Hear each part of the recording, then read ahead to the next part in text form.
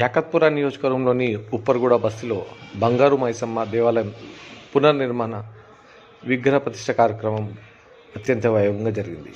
గణపతి పూజ,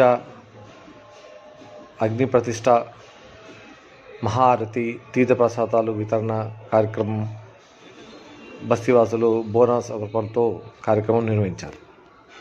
ఈ కార్యక్రమంలో బీజేపీ అధ్యక్షులు నిరంజన్ యాదవ్, మాజీ అధ్యక్షులు సంరెడ్డి సురేందర్ రెడ్డి, కార్పొరేటర్లు సైదాబాద్ కార్పొరేటర్ కొత్త కాపు అరుణారేందర్ రెడ్డి, ఐఎస్ఎన్ కార్పొరేటర్ జంగం శ్వేత మధుకర్ రెడ్డి, బుక్కా వేణుగోపాల్ తదితరులు పాల్గొన్నారు.